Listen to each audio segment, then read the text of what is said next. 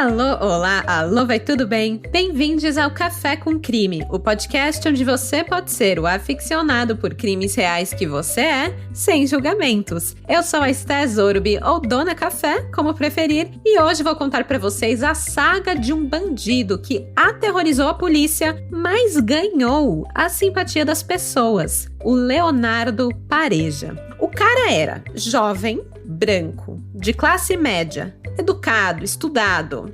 Dizem que era bonitinho. Depois vocês veem a foto que eu vou postar pra vocês. Mas apesar de tudo isso, ele era bandido, manipulador, sequestrador e assaltante. Ele também se fazia de músico, de um cara leal, amigo, de homem de palavra. Porém, desafiava as autoridades, gostava de perigo, de adrenalina, era egoísta, narcisista e cheio de si. Sua trajetória foi marcada por sequestrar uma garota de 13 anos, parente de políticos, por liderar uma das mais longas rebeliões da história do estado de Goiás e muitas, mas muitas fugas mirabolantes das prisões. Aliás, essas fugas e feitos fizeram com que esse rapaz de 22 anos fosse parar na capa da revista Veja em 1996, tendo sua foto acompanhada do título O Bandido e os Otários. Como Leonardo Pareja fez a polícia de boba.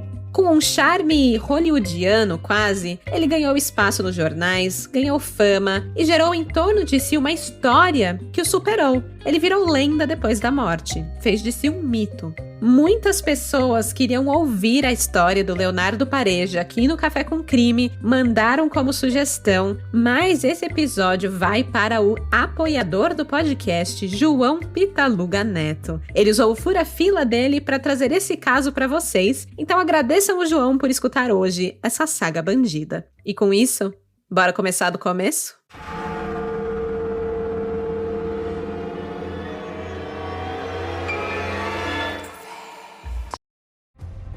Get ready for Netflix's gripping new medical drama, Pulse. Set in a cutting-edge Miami trauma center, third-year resident Dr. Danny Sims is unexpectedly thrust into a promotion when beloved chief resident Dr. Xander Phillips gets suspended. Then, with the emotional and physical stakes at their highest, a storm will push the hospital and its residents to their limits. Witness how life can change in a heartbeat when you're operating under pressure. Watch Pulse April 3rd, only on Netflix. I can say to my new Samsung Galaxy S25 Ultra, hey, find a keto-friendly restaurant nearby and text it to Beth and Steve. And it does, without me lifting a finger. So I can get in more squats anywhere I can. 1, 2, 3. Will that be cash or credit? Credit. 4.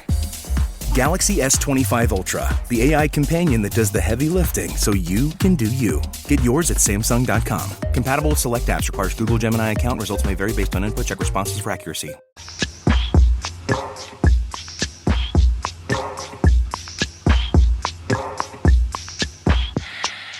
Primeiro de setembro de 1995, Salvador, Bahia. Era uma sexta-feira e o publicitário Paulo já estava em clima de fim de semana. Sextou, né? Quem trabalha em agência sabe como a ansiedade por aquela cervejinha pós-expediente na sexta é altamente aguardada toda semana. Mas o Paulo, o nome dele era Paulo Gadelha Viana, não era um publicitário qualquer. Ele era proprietário da agência PJ, uma das maiores da Bahia na década de 90 e a terceira no ranking de agências que atendiam ao governo da Bahia. Talvez isso fosse explicado pelo fato de Paulo ser cunhado de um dos filhos do presidente do Senado, o Antônio Carlos Magalhães Júnior. O Paulo também foi diretor comercial do jornal Correio da Bahia, que era de propriedade da família do senador Antônio.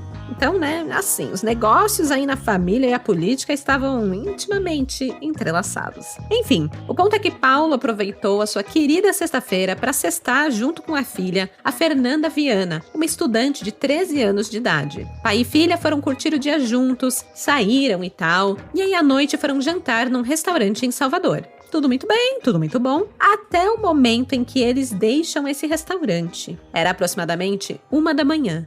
E bem sabemos que nada de bom acontece depois da 1 da manhã. Enquanto Paulo e Fernanda saíram do restaurante, foram abordados por 2 homens que chegaram ao local em um Citroën, placa do Rio de Janeiro. Era um carro roubado. Sem muitas enrolações, os 2 homens, que eram bem jovens na verdade, com cara de simpáticos, dominaram o publicitário e a garota, enfiando os 2 repentinamente para dentro do carro e zarpando dali. A sobrinha do senador Antônio Carlos Magalhães Júnior acabava de ser sequestrada. Os únicos que não sabiam disso eram os próprios sequestradores. Mais tarde, de acordo com eles, tudo não passou de uma grande coincidência. Eles queriam apenas roubar aquelas pessoas, mas depois de perceberem que eram pessoas importantes, não iam perder a oportunidade de aproveitar a situação para pedir mais dinheiro, uma grana boa como resgate. Os sequestradores liberaram Paulo Viana para que ele pudesse providenciar o dinheiro do resgate e fugiram com Fernanda para a Feira de Santana, uma viagem de mais de 100 quilômetros de distância da capital da Bahia. Durante o percurso, o sequestrador, que parecia ser o líder, o Leonardo Pareja, foi acalmando a menina.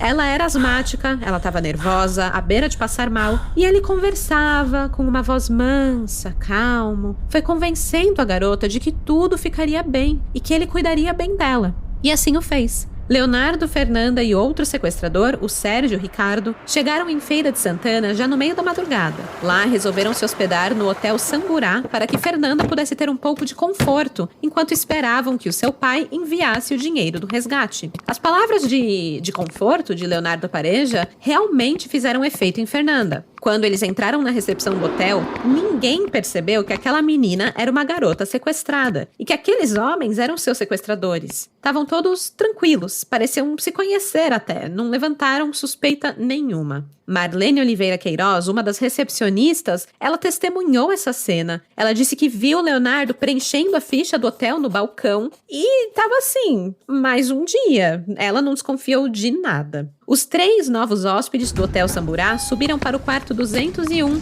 e aguardaram. Só que Paulo Viana, o pai de Fernanda, não trouxe o dinheiro prometido, trouxe a polícia. O Hotel Samburá passou a ser palco de uma longa negociação. Durou mais de 62 horas, terminando apenas no entardecer do domingo, dia 3 de setembro. Durante esse período, muitas coisas aconteceram. Leonardo apareceu na janela do hotel, apontando um revólver para Fernanda. Ele exigia um carro e R$100 mil de resgate, e em troca ele prometia libertar a menina. Só que a polícia não estava afim de acreditar na palavra de um sequestrador, obviamente, né? Então cercaram o hotel com mais de 50 homens da polícia militar e civil. A estratégia do tenente Paulo Carvalho, um dos coordenadores da PM no local, seria usar a tática do cansaço. Eles não arredariam o pé e fariam de tudo para dificultar a vida de Leonardo e Sérgio Ricardo até aceitarem entregar a refém pelo mínimo possível em troca. Vendo a movimentação do lado de fora e temendo que o hotel fosse invadido pela polícia, o Leonardo passou a pular de quarto em quarto para despistar a polícia sobre a sua localização e assim dificultava que qualquer plano fosse feito para invadir o local. Enfim, ficava tudo mais complicado, né? Sem saberem em que quarto exato ele estava. O sequestrador chegou a arrombar a copa para pegar comida, além do escritório da gerência e 3 apartamentos. Em um dos quartos do hotel, ele roubou uma mochila com roupas, sapatos e um par de óculos escuros. E não foi por acaso. Ele estava se preparando para fugir. E aí sabe, né, o famoso disfarce de todo criminoso em filme, que é só botar um óculos escuro e um bonezinho ali e pronto, sai pela porta da frente fingindo ser outra pessoa, se faz de tonto e acabou, ninguém vai te reconhecer, né? Mas o Leonardo Pareja tentaria essa técnica. Bem né? O Joe da série Você. Bem ali, ó. Chapeuzinho, boné e é nóis. Mas, antes, havia mais coisas rolando dentro do hotel. Gente, foi um caos, essas 62 horas, assim, de puro desespero. Os hóspedes, claro, começaram a esvaziar o local, cancelaram a hospedagem e tudo mais. Uma equipe de iluminação que veio trabalhar numa feira que estava rolando na cidade também foi embora. Então, assim, o hotel estava lotado, estava bem movimentado. Os funcionários do hotel estavam meio que se cagando de medo, né? Até porque Leonardo passou a proibir a entrada e a saída de pessoas. Uma funcionária, a Gildete Maria da Silva, que era uma das copeiras, ela passou passou 24 horas trancada no hotel sem que Leonardo soubesse. Ela conseguiu fugir no sábado ao perceber que o Leonardo subia as escadas e o corredor estava vazio. E aí, vupt, ela saiu vazada pela porta da frente sem que o sequestrador se desse conta. Ela foi mais ligeira que ele. E olha que eram poucas pessoas que conseguiam ser mais ligeiros do que Leonardo Pareja. Bem, a polícia estava tentando fazer com que Leonardo e Sérgio Ricardo desistissem do sequestro. Então, usaram a tática de derrubar a energia elétrica do hotel. Só que para isso, por algum motivo, tiveram que causar um blackout no quarteirão inteiro, o que só aumentou a apreensão de todos os civis que acompanhavam o sequestro de perto. E acabou que a falta de energia meio que nem fez cosquinhas nos caras. Cansados de negociar com a polícia e não ter resultado nenhum, o outro sequestrador, o Sérgio Ricardo, ele resolveu sair do hotel e telefonar diretamente para a família de Fernanda Viana, de um orelhão da rua. Só que ele, infelizmente, ou felizmente, não sei, foi muito burro, porque em vez de sair discretamente com o bonezinho, chapéu, tarará, ele usou o carro do sequestro, o Citroën, que a polícia já estava ligada, já estava na procura por ele. Então essa tentativa aí foi um fracasso, pois a polícia reconheceu o carro e prendeu Sérgio Ricardo. E o que Leonardo fez? Incluiu mais uma exigência nas suas negociações. Além de um carro para fugir e os R$100 mil, ele pediu pela libertação do colega. Na manhã daquele dia, o Leonardo apareceu na porta do hotel e apontou a arma para a multidão. E aí, caos, né? Além das pessoas que estavam ali, dos curiosos, né? Tinha alguns militares, jornalistas e radialistas que ficaram desesperados e saíram correndo. Bala perdida, aquela coisa toda. Bateram cabeça, caíram no canteiro central. Foi o maior auê. E aí, o Leonardo começava a parecer mais perigoso e falava, ixi, melhor a gente levar a sério esse cara, né? Durante o dia inteiro, o Leonardo e a Fernanda não se comunicaram mais nem com o negociador, nem com o mediador da família, nem com ninguém. O Leonardo deu um gelo, em geral, para mostrar que as suas exigências eram sérias. Somente na meia-noite de sábado, os contatos foram retomados. O Leonardo insistia em fugir, levando Fernanda com ele até conseguir o que queria, que era o dinheiro. Ele também pedia para que não fosse perseguido em momento algum quando ele saísse do hotel. A polícia dizia que tudo bem, aceitava tudo isso e não iria persegui-lo, mas o Leonardo não confiava na palavra deles, então anunciou que deixaria o hotel à noite, porque neste horário todos os gatos são pardos. Aos poucos, esse jovem sequestrador, que tinha 21 anos de idade apenas, revela que tinha experiência em crimes e sabia como dificultar o trabalho da polícia para conseguir o que queria. O Leonardo passou a usar a mídia a seu favor. O caso foi amplamente noticiado, já que a refém, a Fernanda, era de classe alta, família de políticos e tal. Os jornalistas ligavam para o hotel para conseguir falar com o Leonardo Pareja, falar diretamente com um sequestrador. Essa história a gente já viu muito, né? Não é a primeira vez, não é a segunda vez. A gente tá aí falando extensamente do caso Eloá, por exemplo, para mostrar o perigo disso. Até mesmo no episódio passado, no sequestro do Wellington, o Wellington Camargo, falamos um pouquinho aí sobre o envolvimento da mídia e como isso acabou custando meio que a orelha do Wellington, né? Enfim, aconteceu aqui em 96 novamente, no caso do Leonardo. Tudo isso, essa coisa da mídia, ligar diretamente para ele, centro das atenções, né? Tudo isso foi inflando demais o ego do rapaz, que passou a afirmar: já disse que a polícia não vai ter uma segunda chance. Não tenho medo da morte. O Leonardo, ele era calculista. Ele afirmou em entrevista que sabia que tinha 1% de chance de sair do hotel, mas também calculava que se conseguisse sair do hotel, as suas chances de escapar subiriam para 50%. Seria ele contra a polícia, meio a meio. E aí, nesse ponto, como disse, ele tinha o ego super inflado. Abre aspas. Acredito mais em mim. O que a polícia precisa entender é que a minha vida vale menos do que uma bala de revólver que custa R$2,50. Fecha aspas. Parte do plano de Leonardo era garantir que nada de ruim acontecesse com Fernanda. Ele precisava cumprir a sua parte do acordo para ganhar a confiança da polícia e poder executar o seu plano de fuga. Durante as negociações, ele fazia questão de pedir coisas boas para Fernanda, como garantir uma alimentação saudável e gostosa para ela. Ele também afirmava que ela estava dormindo bem, acalmava a família com essas boas notícias. Ele também fazia questão de parecer um bom bandido para a mídia, mostrando que tratava a garota bem. Com tudo isso, finalmente no domingo, a polícia resolve chegar em um meio acordo com Leonardo. Em troca de Fernanda Viana, dariam para ele o carro que ele havia exigido, um Monza com vidros transparentes. Nada de filme escuro que poderia esconder algum policial espertinho dentro. Eles também resolveram atender a um outro pedido de Leonardo. Para liberar Fernanda, ele exigiu uma troca por outra pessoa, alguém com muito prestígio na cidade que ele só liberaria quando estivesse longe de Feira de Santana, se não fosse perseguido pela polícia. Alguns jornalistas se ofereceram como substitutos de Fernanda. O Leonardo até insinuou que deveria ser alguém importante da Rede Globo. Alguém que daria audiência. No final das contas, o substituto escolhido e voluntário foi o empresário e advogado Luiz Augusto Silva Lima, de 41 anos. Às 6 da tarde do domingo, o Monza solicitado por Leonardo, com Luiz Augusto algemado dentro, foi entregue no hotel. Para sair e pegar o carro, fazendo a troca ali com Fernanda, o Leonardo Pareja usou os óculos escuros que ele pegou no quarto, né? Era um modelo Wayfair, e colocou um lençol esticado sobre o corpo e andou colado com Fernanda. Dessa maneira, era impossível para os atiradores de elite da polícia atirarem nele, já que não dava para garantir que o tiro pegaria em Fernanda. Não tinham uma visão clara da movimentação por conta do lençol estendido. Assim, o Leonardo Pareja conseguiu entrar no carro, colocando seu próximo refém sob sua mira e garantindo que sairia do hotel, em Feira de Santana, sem ser perseguido. Deixando Fernanda e 50 policiais para trás, Leonardo Pareja acelerou o Monza e saiu da cidade pela BR-116 Sul. Os policiais foram driblados por um rapaz de 21 anos em rede nacional.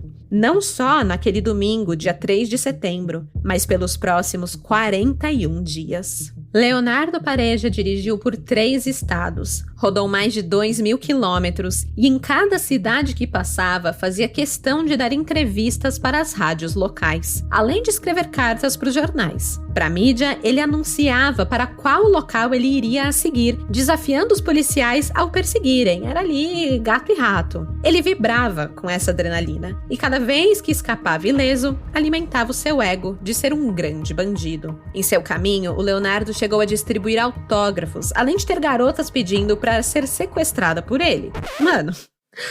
Ai, que horror. Sério, gente. Essas minas achavam que ia ser uma road trip, né, com o boy. Que seria... Não, sério. Ai, me sequestra. Nossa.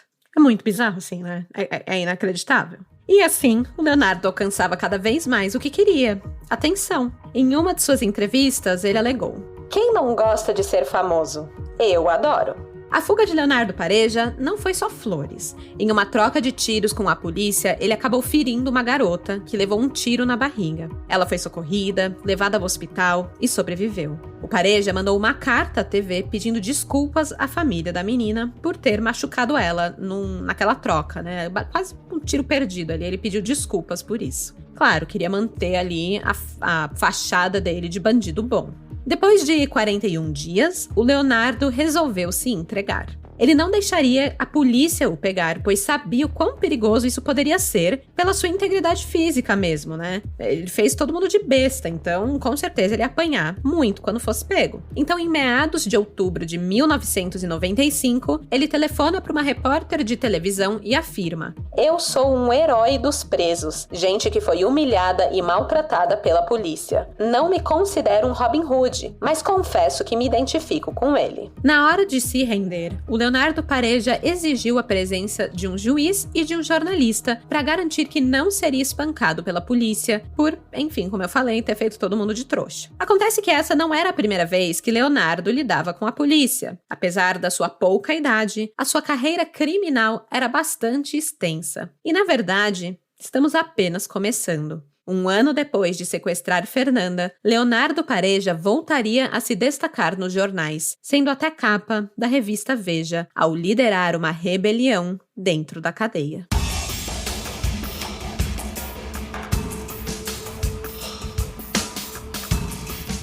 Antes de seu nome ecoar pelo submundo do crime, Leonardo Rodrigues Pareja era apenas um garoto de classe média em Goiás. Ele nasceu no dia 26 de março de 1974 em Goiânia e parecia destinado a um futuro brilhante. Porém, ele escolheu, deliberadamente, perseguir a adrenalina de desafiar as autoridades. Ele afirmou em entrevista que eu acho que eu tenho uma maneira de provocar adrenalina diferente, desafiando o perigo, a morte, as autoridades, uma troca de tiro. Eu não penso 2 vezes em peitar uma barreira da PM ou da Polícia Civil, porque ali sim está a adrenalina que eu preciso. Ali está o que eu quero de verdade. É importante dizer que grande parte da história de Leonardo Pareja e, consequentemente, o mito, essa lenda que passou a cercá-lo, foi em grande parte alimentado por ele mesmo. Ele adorava conceder entrevistas e aproveitava essas oportunidades para inventar coisas ou misturar fatos sobre sua vida com coisas que ele tirava da própria cabeça. Em outubro de 1996, uma editora de Goiânia chamada Multicomunicação lançou o livro Pareja, Vida Bandida, escrito por Fernando Martins e Léo Alves, que constituía ali os primeiros 21 anos de vida do assaltante. Vale destacar que o texto final dessa biografia foi previamente aprovado por Pareja, o que gerou ainda mais especulações sobre a veracidade das informações contidas no livro. Então fica aí esse alerta de talvez não seja tão verdade assim, porque quem falou é um pouco suspeito, né? Mas a história contada por Pareja tem mistério do começo ao fim,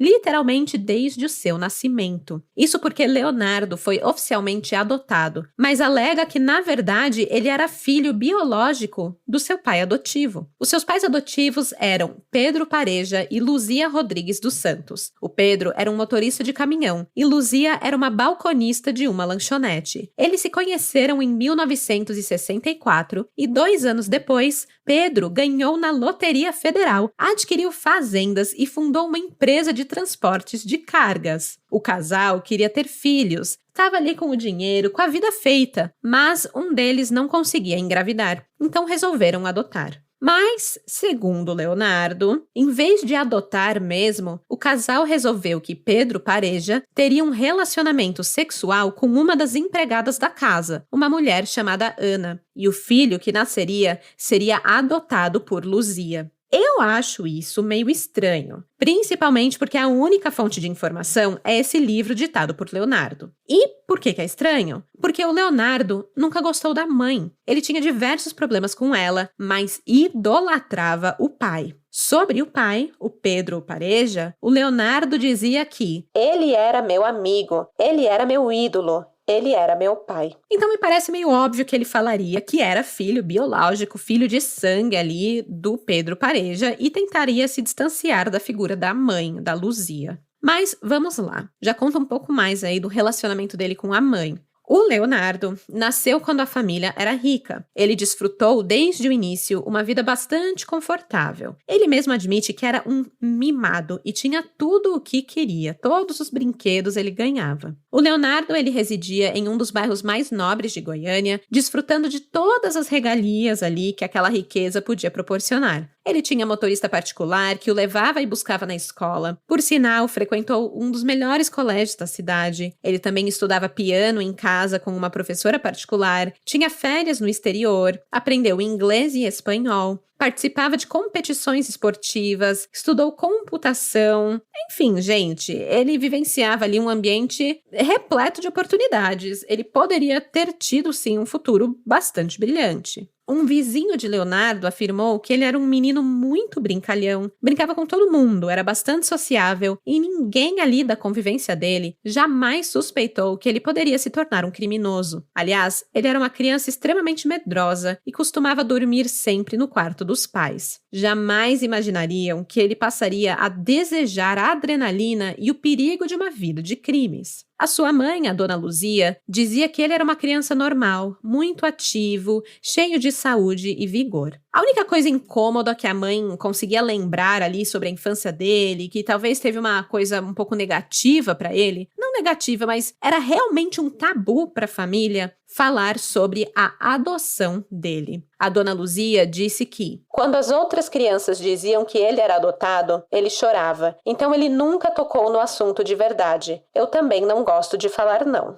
Assim, né? Um tabu completamente desnecessário, porque não tem nada mais lindo do que alguém escolher ser o seu pai ou sua mãe, né? Mas enfim, como todo moleque, o Leonardo vira e mexe aprontava e levava umas palmadas da mãe, aquela famosa chinelada da mamãe, né? E era sempre da mãe. O pai não era muito presente nesse sentido de educar o filho. Então sobrava para Dona Luzia fazer esse papel de polícia mal, né? E talvez isso tenha influenciado o Leonardo a sempre gostar do pai, porque o pai o mimava, trazia brinquedo, era o cara lá bonachão, enquanto a mãe o repreendia quando ele fazia besteira. Essa preferência pelo pai causou o Leonardo a tentar causar a separação do casal. Gente, olha isso! O menino era manipulador desde pequeno. Segundo Leonardo, a sua mãe costumava sair bastante, frequentava festas e negligenciava o lar. Ela era muito mais nova que o seu pai. Eu vou colocar uma foto para vocês lá no Instagram da Dona Luzia, do Pedro. Aí vocês podem comparar ali como é que era esse casal. Mas ela era muito mais nova, então ela era bastante atraente. Ela gostava de sair, de ir pra festa e aproveitava a vida. E o Leonardo dizia que ela traía o seu pai, algo que ele detestava profundamente e despertou nele ali um sentimento de ódio. E então, com apenas 10 anos de idade, o Leonardo resolveu separar os pais, chegando no seu velho e dizendo: ou vai ou racha. O interessante é que num outro relato, dessa vez durante uma entrevista com médicos peritos após a sua prisão, o Leonardo confessou que, na verdade, o papo da traição da mãe era tudo mentira. Ele falou aquilo pro pai acreditar, para o pai achar que estava sendo traído pela mãe e assim causar a separação deles. Entretanto, o tiro meio que saiu pela culatra, porque quando o divórcio realmente aconteceu, o Leonardo acabou indo morar com a mãe, na periferia de Goiânia. Aliás, vale pontuar aqui que nessa época a família Pareja tinha falido, tá? Os negócios de Pedro Pareja começaram a entrar em declínio nos anos 70 e em 1979, quando o Leonardo tinha apenas 5 anos de idade, a situação precária da família já era bem evidente. O Pedro Pareja passou a trabalhar como cobrador, vendedor em lojas ali do centro da cidade e foi forçado a vender as suas fazendas, caminhões e propriedades. A família deixou o bairro nobre em que viviam e se mudaram para uma casa ali, para um apartamento, na verdade, bem modesto no centro da cidade, sendo que mais tarde o Leonardo e a mãe se mudariam para a periferia. Foi na periferia, em cima de uma bicicleta, que Leonardo Pareja se tornou um criminoso. A liberdade de pedalar pelo bairro também trouxe ao menino uma vontade inexplicável de fazer coisa errada, de fazer besteira. O Leonardo saía de bicicleta para causar tumulto, quebrava retrovisores de carros, fazia grafites por aí, gritava, provocava transtornos por onde ele passava. Era meio sem restrições, assim. E ele se sentia em controle absoluto, enfrentando tanto parentes quanto qualquer outra pessoa que viesse repreender ele. Ele brigava, ele não tava nem aí. Ele afirmava que o perigo é o que me mantém vivo. Ele vivia pela adrenalina e, uma vez viciado nela, não tinha mais volta. Aos 13 anos de idade, Leonardo Pareja foi preso pela primeira vez.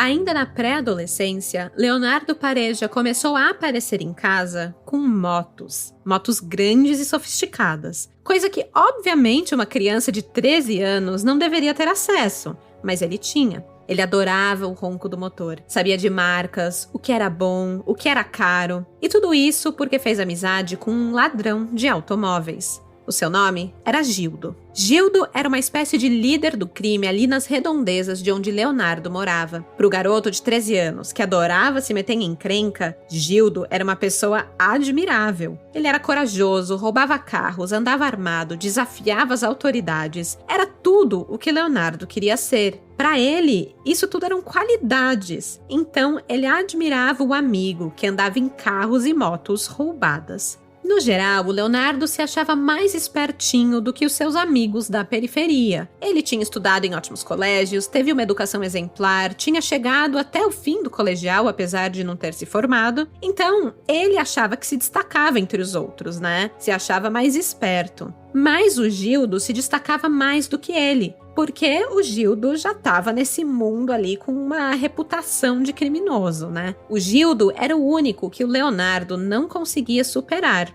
Então, se juntou a ele. O Leonardo não entrou no mundo do crime em busca de dinheiro fácil. Na sua cabeça, tudo aquilo era em prol de ter aventuras radicais. Foi assim que, aos 13 anos, ele foi preso pela primeira vez por um motivo muito besta. Com um grupo de amigos, ele saiu de um show de Lulu Santos, em Goiânia, e começou a fazer baderna, chutando latas de lixo e causando nas ruas, até a polícia ser chamada e levar os meninos para a delegacia. Ele ficou apenas algumas horas detido e foi colocado em liberdade. Em vez de assustar o menino, isso só aumentou a sua vontade de continuar trilhando aquele caminho. Ele havia escapado da polícia, a prisão não era tudo isso, a delegacia nem era tão assustadora. Então para ele foi um triunfo, era divertido, era desafiador. E então, com gostinho de quero mais, ele passou a cometer mais crimes. Em 1989, aos 14 anos, ele trabalhava como office boy na Secretaria da Educação e aproveitou a oportunidade para roubar. Ele levou para casa cerca de 15 mil passes escolares de ônibus, os quais ele vendeu para obter dinheiro para comprar roupas de marca. Ele era vaidoso, ele adorava ficar com coisa de grife, se sentir chique, bonito, enfim, né, chamar atenção. Aos 15 anos, por conta da amizade que ele tinha com ladrões de carros e traficantes, o Pareja foi detido pela polícia de novo, mas ele foi liberado após algumas horas. No seu aniversário de 16 anos, recebeu de presente do amigo traficante o seu primeiro revólver. A partir de então, começou a se especializar em furtos de automóveis. Nesse mesmo ano, ele realizou o seu primeiro assalto à mão armada. O Leonardo conta em entrevista que a primeira vez que disparou uma arma contra uma pessoa foi bem assustador. Foi contra a polícia, ele tinha 17 anos e ficou apavorado. Talvez veio aí uma leve vontade de desistir de tudo isso, de ter uma vida normal. Mas ele acabou conversando sobre o fato, sobre esse medo, com outros amigos, os miguxos do crime dele que já tinham passado por aquilo antes. E acabou que ficou convencido de que aquilo era tranquilo, que não tinha nada demais. E então, Leonardo diz que ficou tudo uma maravilha. Comecei a controlar esse tipo de coisa. Fiquei preparado.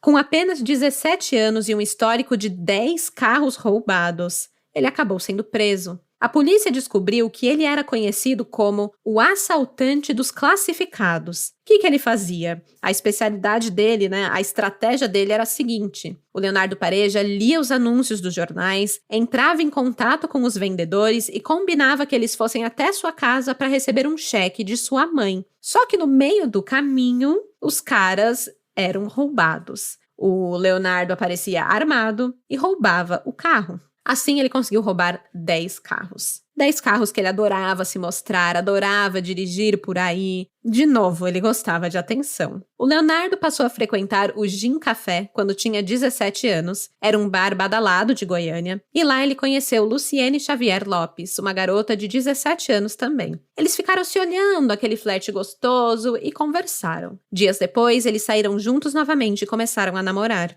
A Luciene não se importava nem um pouco que o namorado era um assaltante. Aliás, alguns anos depois, durante as aparições de Leonardo na prisão, negociando ou aparecendo sob os holofotes da televisão, a Luciene ficava feliz quando via que Leonardo estava usando uma roupa de grife que ela havia dado. No dia em que fez um refém chegar até o muro da prisão, ele usava uma camiseta da marca Zump. Essa roupa foi um presente de Natal de sua namorada, da Luciene. Quando ela viu o namorado na TV, por estar na prisão, mas ok, e viu que ele estava usando a roupa que ela deu, nossa, ela ficou, ai, olha só, é a roupa que eu dei, ficou toda feliz, assim, na frente da TV, falando, aliás, com a dona Luzia, que também estava assistindo com ela, a sogra e a namorada. Enfim, pro desgosto da família da Luciene, ela visitava o namorado todos os domingos que ele estava preso. Mas, como eu falei no comecinho desse episódio, ele era um mestre das fugas. Então o Leonardo nunca ficava preso muito tempo.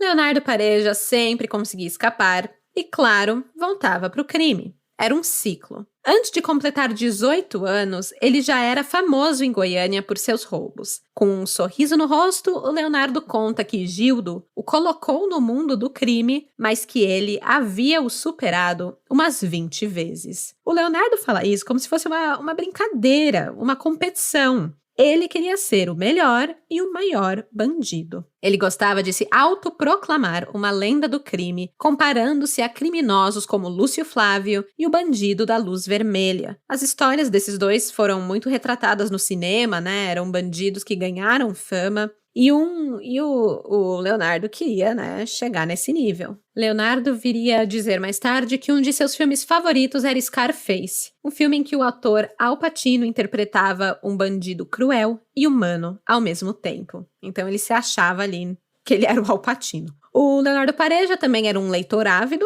O último livro que ele leu foi o Xangô de Baker Street, do Jô Soares. No entanto, ele preferia os livros de Sidney Sheldon, que também retrata histórias de crimes, de criminosos muito inteligentes. Nossa, eu adorava ler Sidney Sheldon, gente. Muito bom, por sinal. Recomendo Sidney Sheldon. Mas no coração de Leonardo Pareja tinha um carinho especial pelo menino maluquinho de Ziraldo. Ele em si era bem maluquinho. Em 1992, quando ele tinha 18 anos, o seu querido pai, o Pedro Pareja, faleceu. Vivendo o luto pela sua perda, o Leonardo passou a se arrepender da forma como ele havia tratado sua mãe. Foi nessa época que ele chegou à conclusão de que, abre aspas, eu só tenho a ela e ela só tem a mim. Fecha aspas. Apesar de ser uma mulher de pulso firme e muitas vezes brigar com o filho, a Luzia sempre adorou o Leonardo e sempre o protegeu.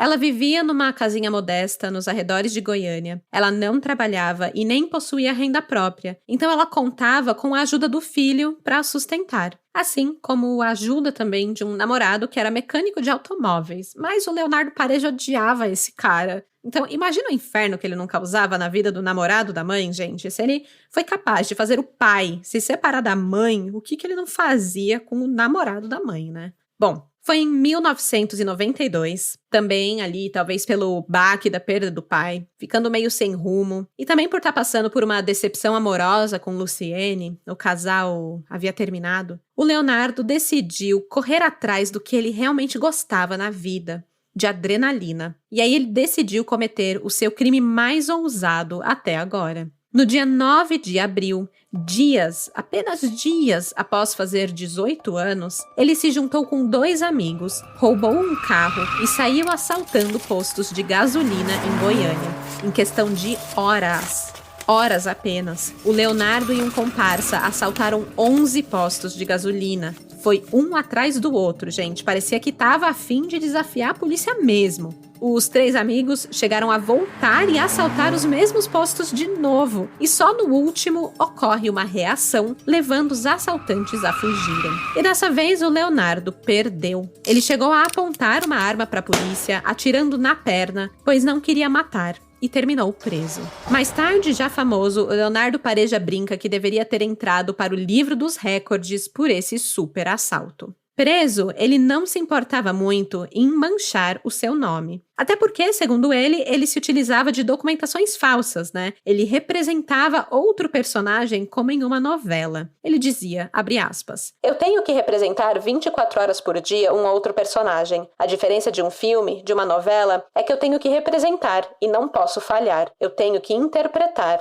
até o fim. Fecha aspas. Era como se realmente ele tivesse escolhido essa máscara de bandido, colocado ela e falado, bom, agora é isso, vou em frente até o fim. E o interessante é que ele escolheu interpretar o papel de um bandido bom. E, gente, eu tô repetindo muito isso aqui de bandido bom, mas é óbvio que isso não existe, tá? Bandido é bandido, quebrou a lei, fez coisa errada, tem que pagar. Não existe. Não existe isso de bandido bom. Ah, mas Robin Hood. Não. Não tem. É errado, ponto. Os fins não justificam os meios. E os meios não justificam os fins, não sei.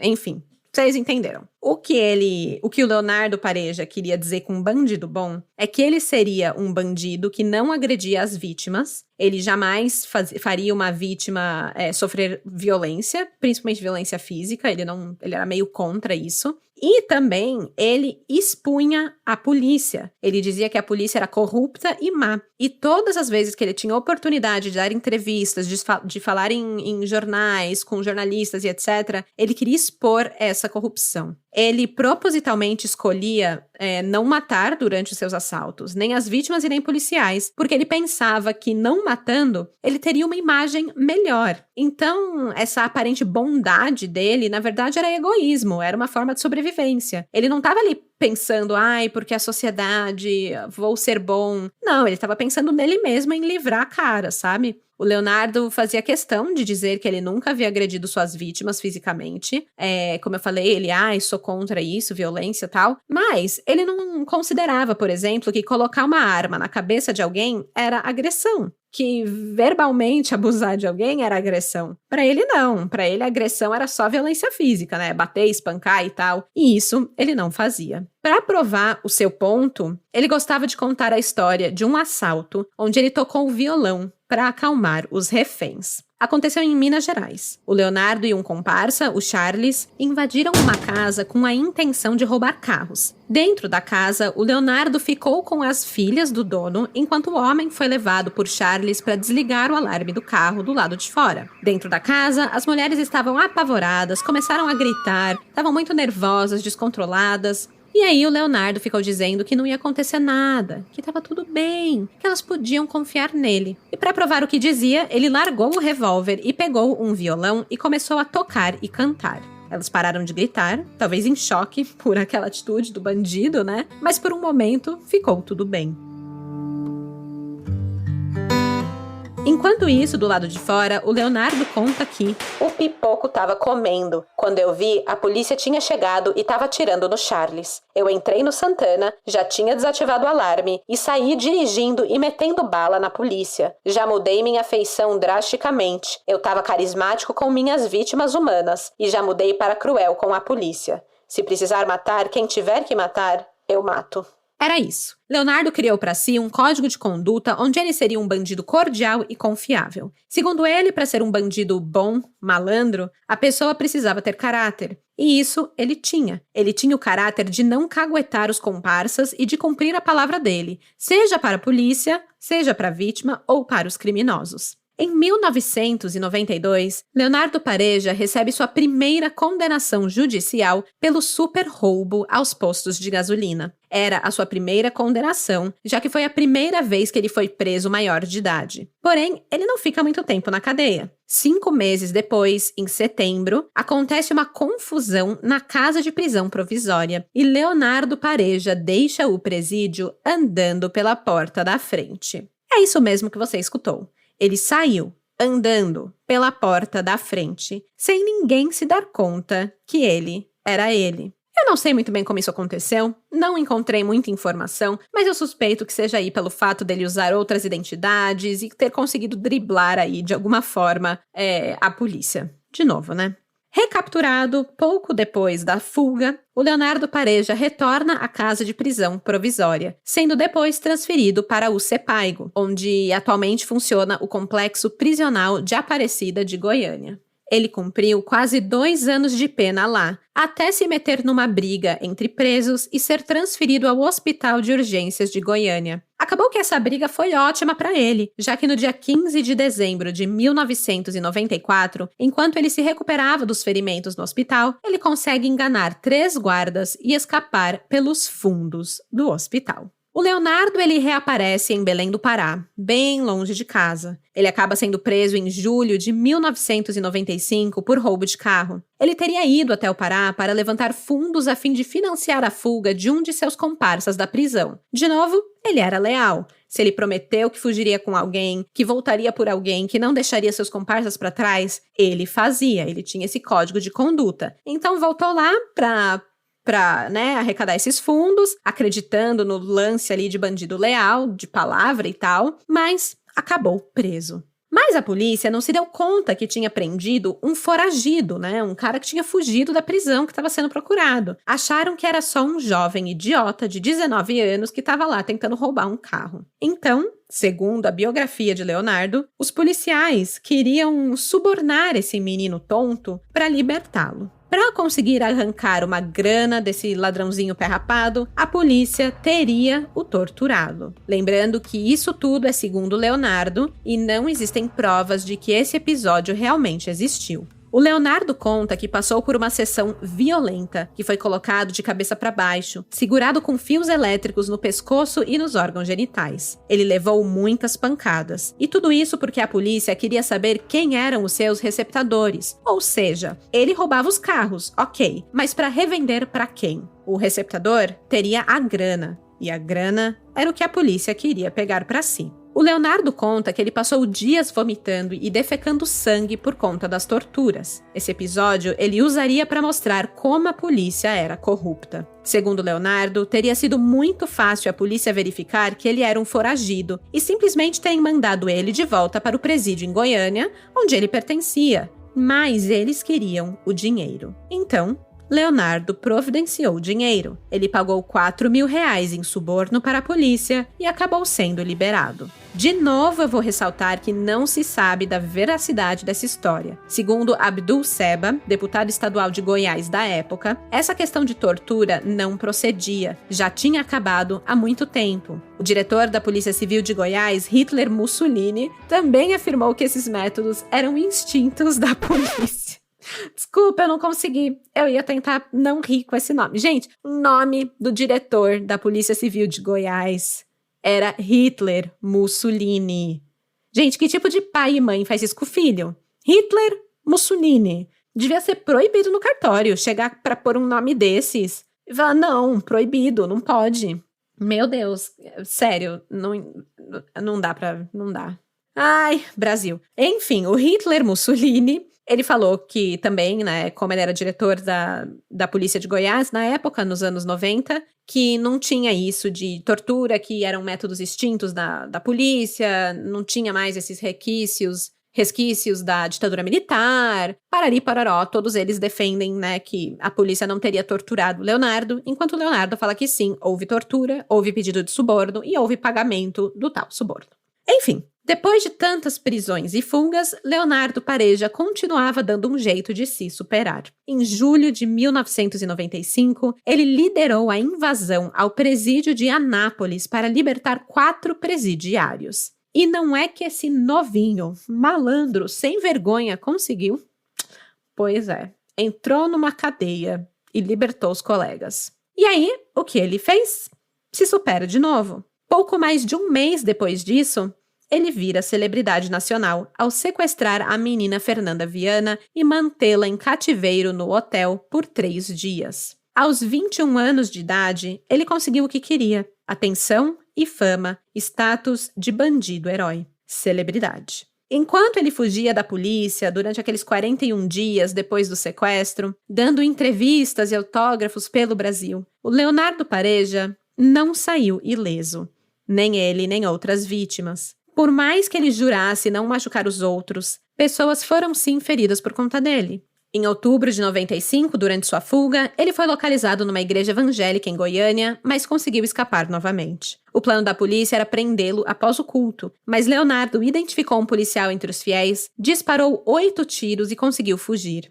Entretanto, como eu mencionei antes, né, uma garota levou uma bala na barriga, mas ela foi operada, sobreviveu e Leonardo depois pediu desculpas por tê-la ferido. O Leonardo Pareja também foi ferido durante essa fuga. Depois disso, ele pintou o cabelo de loiro, deixou a barba crescer e usava um chapéu como disfarce. Até que ele resolveu se entregar no final de 1995. Leonardo Pareja foi condenado a 9 anos por roubo e assalto à mão armada e enviado ao CEPAIGO, que era o único presídio de Goiás, o Centro Penitenciário Agroindustrial de Goiás. Tinha capacidade para 643 detentos.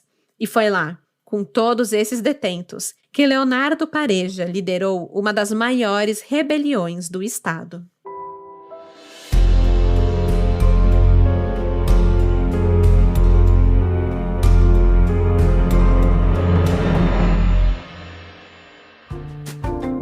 É tenso. Ainda tem muita história pela frente, mas respire fundo, tome um gole do seu café e escute esse recadinho. O podcast agora recebe apoio de ouvintes através do Apoia-se. Sim, apenas lá no Apoia-se você pode fazer uma assinatura mensal no valor que você quiser, 5, 10, 15, 20. E com isso, você tem acesso a episódios exclusivos. Então, para você que um episódio a cada 15 dias não basta, essa é uma boa opção. Você ganha um episódio a mais por mês. Além disso, tem outros benefícios que você pode descobrir acessando o Apoia-se. O site é o seguinte, apoia.se/café com crime. Eu vou deixar o link na descrição desse episódio. É apoia.se/café com crime. Saiba que o seu apoio fez esse podcast ser possível. Muito obrigada. E pronto, recadinho dado. Deu tempo de tomar o seu gole de café? Então agora eu posso voltar pro crime. Este episodio es presentado por Honda. Descubra la nueva Honda Passport Trailsport Todoterreno. La Passport más todoterreno que Honda haya imaginado jamás. Esta Passport cuenta con mayor altura al suelo, barras de techo en todas sus versiones y neumáticas especialmente diseñados para cualquier terreno. Además, disfruta todos tus viajes con el control de clima de 3 zonas, techo panorámico y opciones como asientos delanteros con calefacción y ventilación. Conoce más en honda.com/passport. The #1 selling product of its kind with over 20 years of research and innovation. Botox Cosmetic, out of botulinum toxin A, is a prescription medicine used to temporarily make moderate to severe frown lines, crow's feet, and forehead lines look better in adults. Effects of Botox Cosmetic may spread hours to weeks after injection, causing serious symptoms. Alert your doctor right away as difficulty swallowing, speaking, breathing, eye problems, or muscle weakness may be a sign of a life-threatening condition. Patients with these conditions before injection are at highest risk. Don't receive Botox Cosmetic if you have a skin infection. Side effects may include allergic reactions, injection site pain, headache, eyebrow and eyelid drooping, and eyelid swelling. Allergic reactions can include rash, welts, asthma symptoms, and dizziness. Tell your doctor about medical history, muscle or nerve conditions including ALS or Lou Gehrig's disease, myasthenia gravis, or Lambert-Eaton syndrome and medications, including botulinum toxins, as these may increase the risk of serious side effects. For full safety information, visit BotoxCosmetic.com or call 877-351-0300. See for yourself at BotoxCosmetic.com.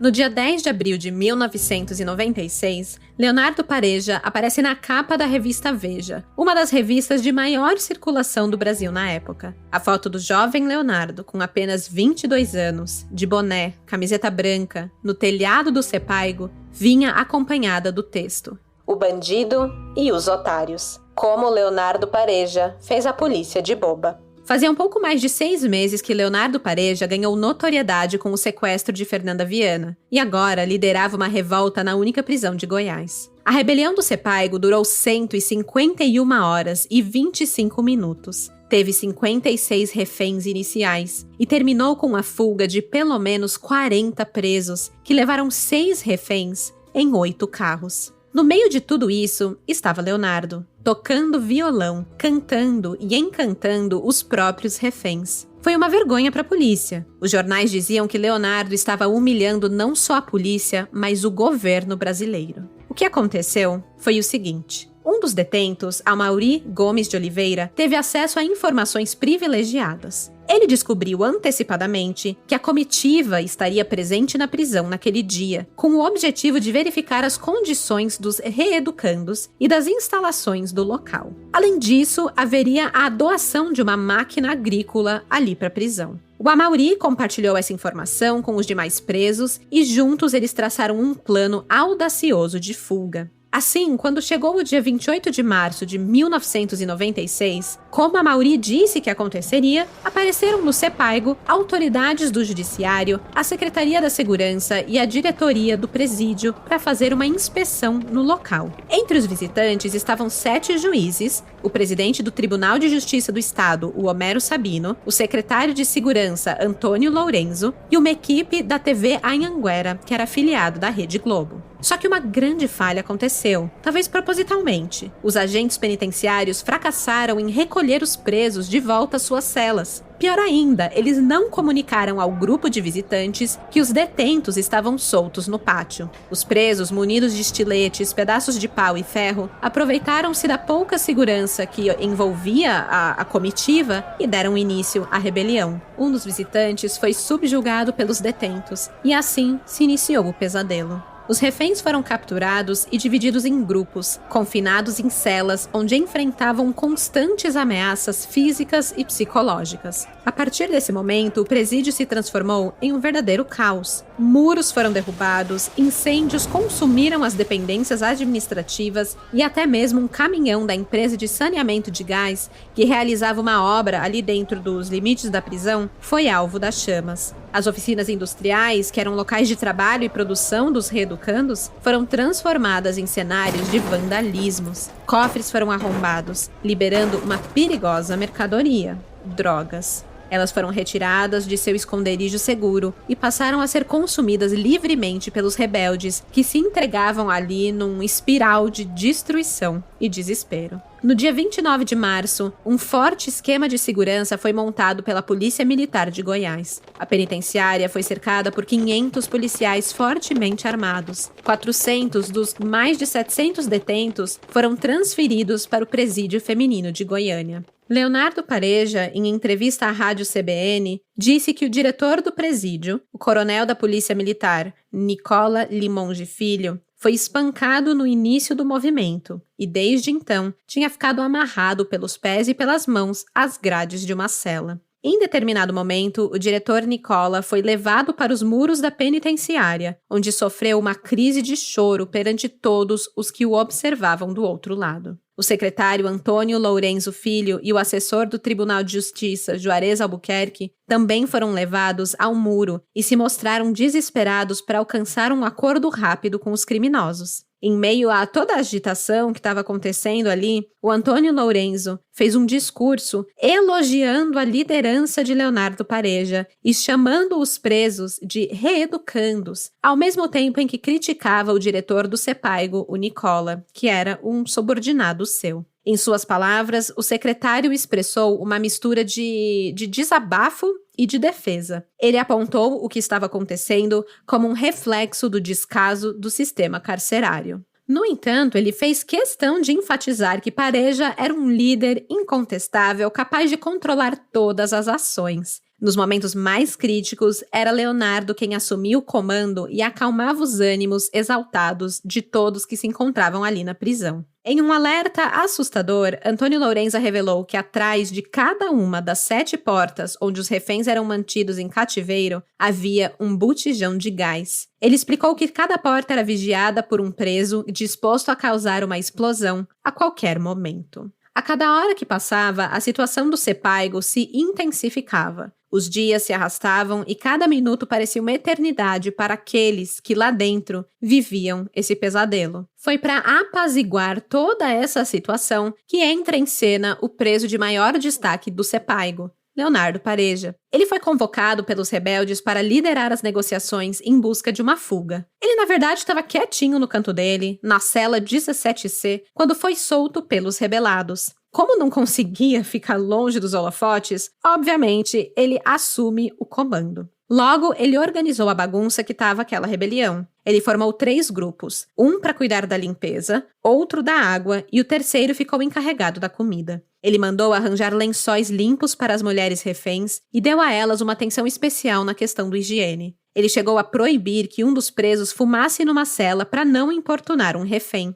3 amotinados se rebelaram contra a decisão dele e acabaram presos por outros presos que protegiam o Leonardo. Quem colocava ordem no pedaço não era a polícia, era Pareja. Durante todo o período da rebelião, Leonardo se viu no controle absoluto, conduzindo as negociações conforme a sua própria vontade. Ele chegou até a convocar entrevistas coletivas e emitir ordens, impondo a sua autoridade em meio ao caos. E claro, sempre que tinha oportunidade de aparecer na mídia, Leonardo fazia questão de mostrar que era um bandido bom. O Leonardo dizia que estava preocupado com a integridade física dos reféns. E ele ainda fazia questão de dizer que a comissão que estava negociando ali com ele estava mentindo para a imprensa. Porque enquanto eles diziam que estavam dando comida e água, para quem estava dentro da prisão e tudo mais, o Leonardo falava que não estava recebendo nem água e nem comida para os reféns. E aí ele ameaçava.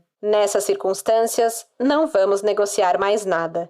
Não aceito nenhuma contraproposta. O objetivo das negociações e da rebelião em si era forçar a substituição do diretor do presídio, Nicola Limonge. Abre aspas. O que está acontecendo aqui é um reflexo do descaso, da insatisfação, da arbitrariedade e dos maus-tratos. Fecha aspas. Esse também era o motivo pelo qual o presidente do tribunal tinha ido ao local fazer a vistoria em primeiro lugar. Eles haviam recebido denúncias de que os presos vinham sendo submetidos a maus-tratos lá na prisão. Um dos denunciantes foi o Leonardo Pareja. Ele prestou um depoimento na 4ª Vara Criminal de Execuções Penais de Goiânia para esclarecer uma denúncia de tentativa de fuga, alegando que era falsa e que tudo não passava de uma armação do diretor Nicola Limonge, uma desculpa para poder maltratar os presos. No segundo dia da rebelião, durante as negociações, o Leonardo formulou uma proposta inusitada para a comissão. Só para vocês verem, assim, o ponto que ele chegava. O Leonardo falou que se eles gravassem um Você Decide, que era um programa de televisão na época, a pergunta seria: você acha que o governador deve ceder às exigências e libertar os reféns ou manter os reféns em cativeiro? Obviamente, né, a comissão de negociação ficou putíssima com isso e percebeu que Leonardo estava tirando uma onda com eles. Eles foram feitos realmente de bobos. E não foi a última vez. 2 dias depois, Leonardo Pareja completaria 22 anos de idade. E sem nenhuma vergonha na cara, ele incluiu um novo item na sua lista de exigências. Ele pediu 2 bolos e 2 caixas de refrigerante para fazer a sua festinha de aniversário. Ele também queria 2 velas com o número 2 para ele, né, de 22, mas também para manter ali a sua elegância, ele pediu 2 outras velas com o número 6 e o número 7 para comemorar o aniversário de um dos reféns, o desembargador Homero Sabino, que também fazia aniversário na mesma época. Ele faria 67 anos. E, gente, a polícia cedeu. Deu o bolo, deu o refri, deu a velinha. Ó, só faltou cantar parabéns ali do muro da prisão. Mas estavam fazendo isso para tentar apaziguar, para tentar manter tudo numa nice, entendeu? E poder ali ter algum tipo de vantagem durante a negociação. Mas o Leonardo, que não era bobo nem nada, viu que estava na hora de lembrar a todos o motivo de estarem ali. Direitos humanos. As pessoas dentro do presídio eram pessoas, brasileiros, não mereciam maus tratos. Era isso que Leonardo Pareja alegava. E para poder passar essa mensagem, claro que ele contou com um método cinematográfico e chamativo, né? Colocando ele como o centro das atenções. O Leonardo subiu 15 metros até a caixa d'água da prisão e solicitou a ajuda de um detento para levar um violão ao topo. Lá, ele estendeu uma bandeira do Brasil esticada para lembrar a todos que eram todos pessoas e brasileiros e tocou a música Admirável Gado Novo, do Zé Ramalho. Vida de gado. É isso, gente. A letra, para quem nunca notou, fala das dificuldades das classes menos favorecidas da sociedade. E aqui vai um trechinho na voz do próprio Leonardo Pareja, para vocês não precisarem me escutar cantando isso.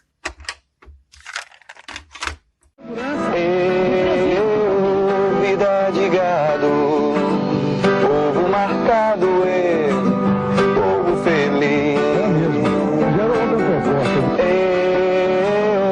Vida de gado, povo marcado, povo feliz. Eram patriotas que estavam dentro de uma rebelião, gritando por liberdade.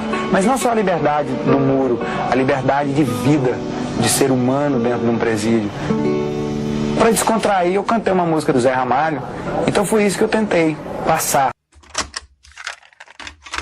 Servindo como negociador e intermediador dos presos, o Leonardo Pareja fez as suas exigências finais por escrito. Numa carta assinada, ele pedia 7 carros, 9 metralhadoras, 9 revólveres, 8 caixas de bala, 9 pistolas, 9 telefones celulares com 2 baterias cada um, 20 coletes à prova de bala e R$30 mil. A comissão recusou as metralhadoras, mas acabou dando mais do que os presos tinham pedido. Entregaram R$100 mil, 8 carros e 25 revólveres. Também ficou combinado que não haveria perseguição até 10 horas após a fuga. E não era só na negociação que o Leonardo Pareja ia bem. Alguns dos reféns, como o presidente do Tribunal de Justiça, o desembargador Homero Sabino, o seu filho Aldo e o ex-diretor do presídio Nicola Limonge, todos afirmaram que deviam as suas vidas ao assaltante e sequestrador Leonardo Pareja. Sim, gente, síndrome de Estocolmo. Aliás, o próprio Leonardo comenta sobre a síndrome quando ele fala da situação depois. E ele fala dando risada, não, foi síndrome de Estocolmo, eles estavam me amando. Tipo, sério, ele achava que era o máximo. Bom, o desembargador Homero Sabino diria que ele se mostrou um líder. Todo mundo ali só foi salvo por causa de Pareja.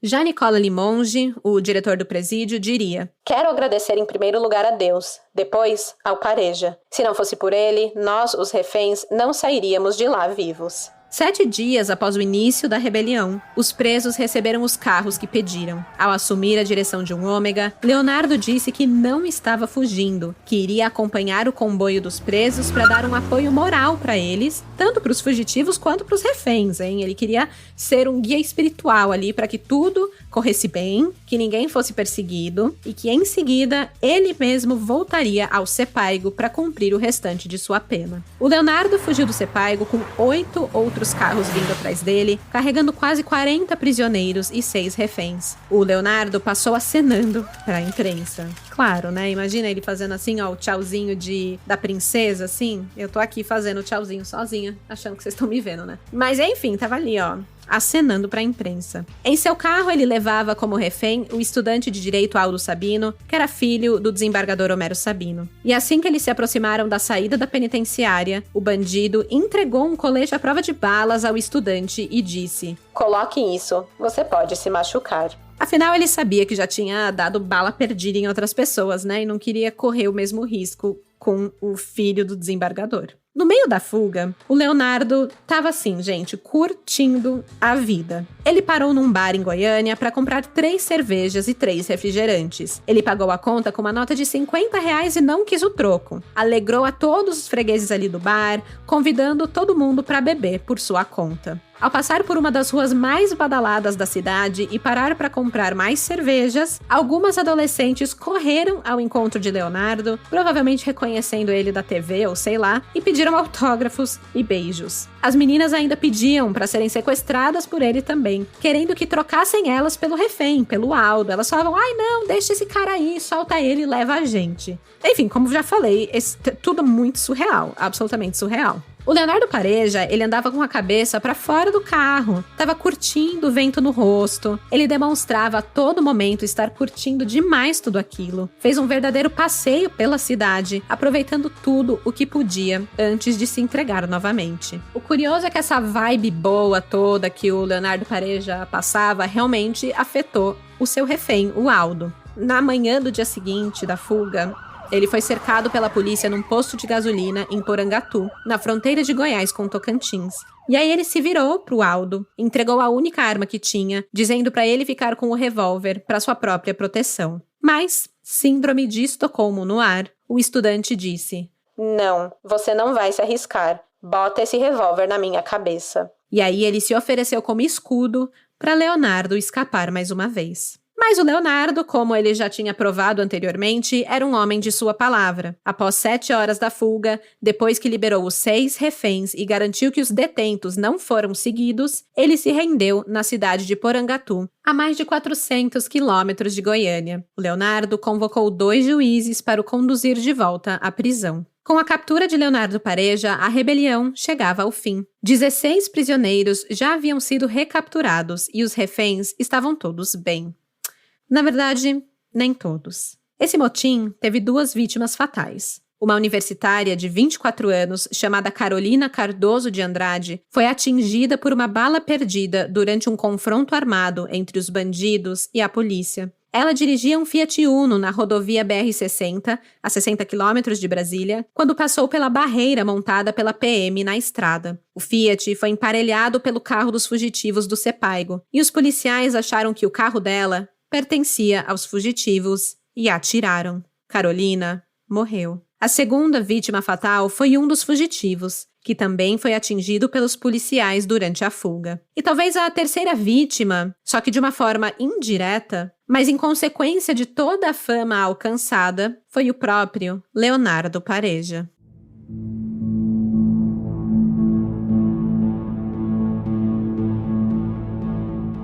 Os organizadores da rebelião do Sepaigo, incluindo Leonardo Pareja, foram condenados a uma média de 13 anos de prisão por crime de extorsão mediante sequestro qualificado. Alguns deles, porém, não chegariam a cumprir a pena. Foram mortos no interior do Sepaigo depois de serem recapturados.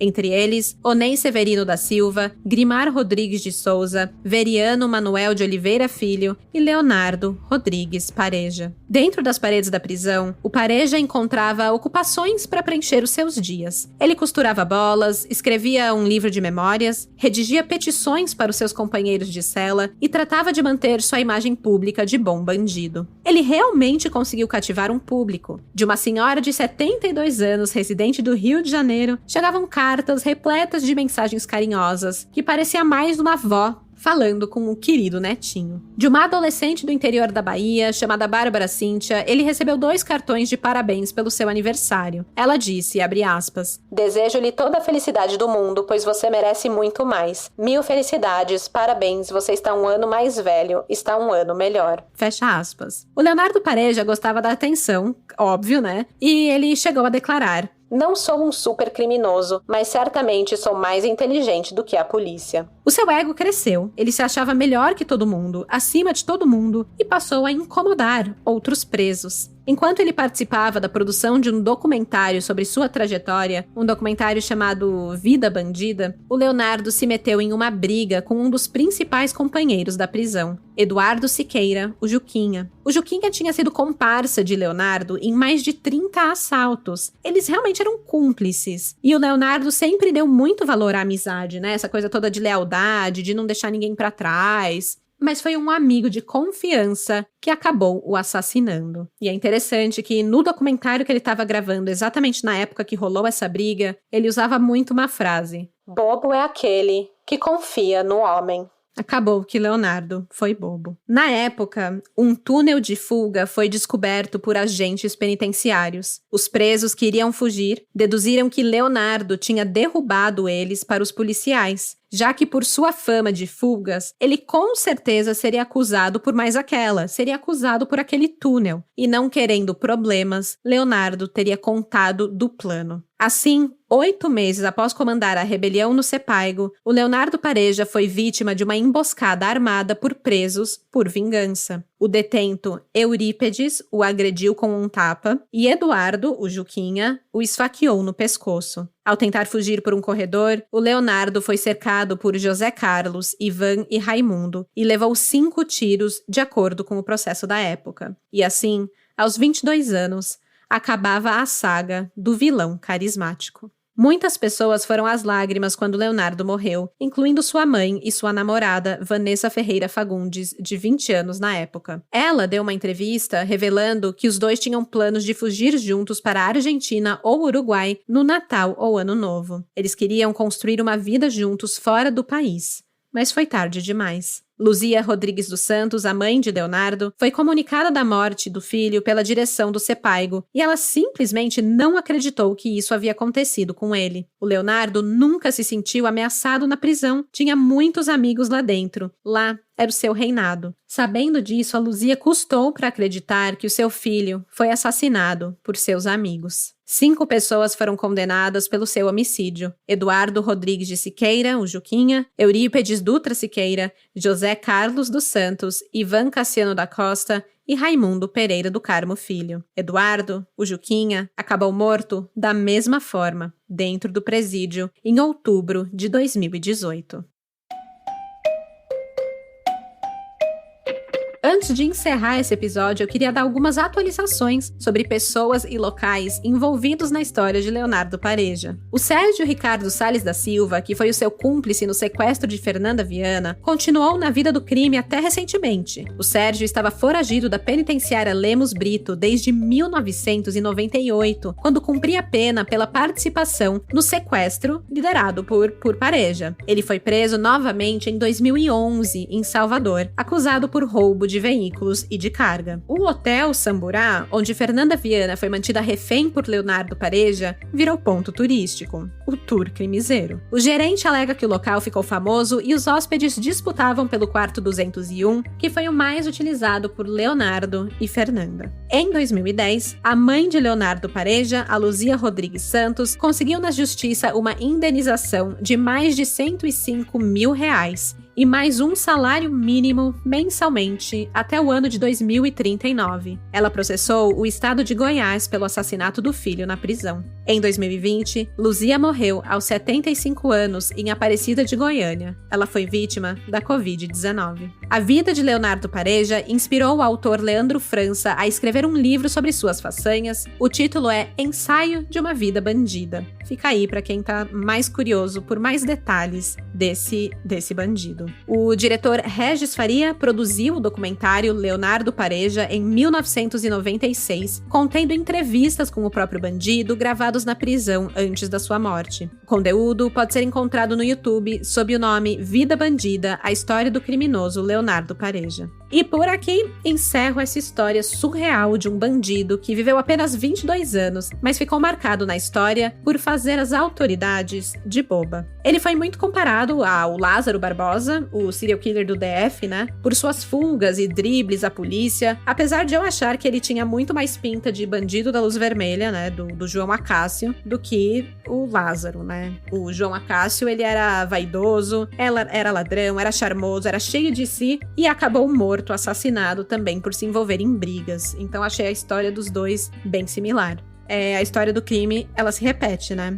Simplesmente não compensa. Amanhã, quinta-feira, eu vou postar as fotos do caso lá no Instagram, o @café com crime. Então, se você ainda não segue o podcast por lá, tá esperando o quê? Tem fotos do Leonardo fazendo serenata com o seu violão, fotos do sequestro da Fernanda, do Leonardo com ela na janela e muito mais. Aproveita para deixar lá um comentário me contando o que vocês acharam da trajetória desse bandido. Vejo vocês daqui 15 dias, não na próxima quarta-feira, mas a outra. E até lá, por favor, não coloquem o nome do filho de vocês de Hitler Mussolini, porque de desgraça já basta esse podcast. Tchau, tchau! Esse episódio foi escrito, produzido e apresentado por mim, Stephanie Zorbi, com edição de áudio e sonorização de Luigi Calistrato e pesquisa de Ana Ferrari. As fontes de informação utilizadas foram Revista Veja, Canal Brasil, G1 Goiás, Folha de São Paulo, Jornal do Brasil, Tribunal de Justiça de Goiás, Jornal Opção, Bahia Notícias, Blog por Simas, que é feito pelo jornalista Adilson Simas, e minha melhor amiga, Wikipédia.